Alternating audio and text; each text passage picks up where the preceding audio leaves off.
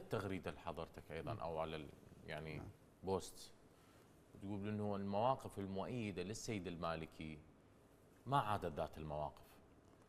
وانا قلت له للسيد استاذ عباس، قلت له بانه اكو رساله امريكيه اخيره وصلت يوم امس اللي تهدد بانه سومو. احكي لك اياها حقيقيه هي؟ ايه حقيقيه.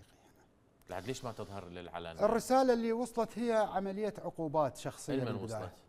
وصلت لكل القيادات السياسيه، ما نقول اطار، هسه احنا الاطار طرف مرشح، بينما عندنا لاعبين اساسيين السنه والكل. قصدي دوله وصلتهم. اسمح لي دوله قانون ينفوها. شنو اللي صار؟ يقولوا ماكو شيء. شنو اللي لا هم دزوا.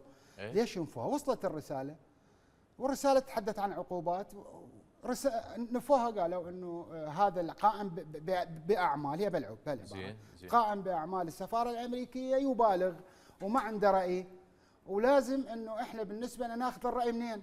من الاداره الامريكيه ومن وزاره الخارجيه. زين. اتصلوا بالسفير العراقي بواشنطن، اتصل بالسفاره الامريكيه قال له ايه تغريده ترامب لحد هذه اللحظه ساريه المفعول، وهناك ايضا ربما تكون عقوبات على سومو، على البنك المركزي.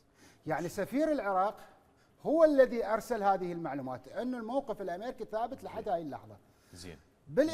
بالاضافه على انه المواقف المؤيده بقت نفسها مؤيده للسيد المالكي. القضيه انه القضيه مو خوف من امريكا، المواقف المؤيده السابقه مو خوف من امريكا، لكن عندك انت 46 مليون مواطن عراقي يعيش على مبيعات نفط بقيمه مليار دولار بالسنه، مليار برميل بالسنه، قيمتهم 60 مليار. التهديدات تقول انه ذن ال 60 مليار راح نرسلهم للعراق ب20 دفعه، يعني بدل ما سنه راح يصيرون 20 شهر. اي المهم كرامتنا.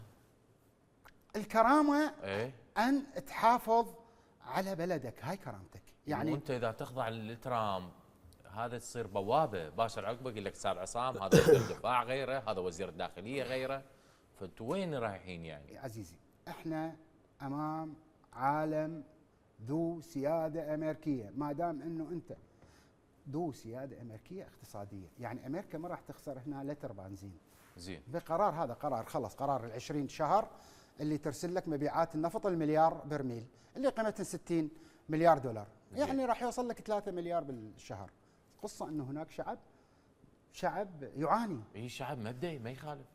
لا يوجد مبدا عزيزي.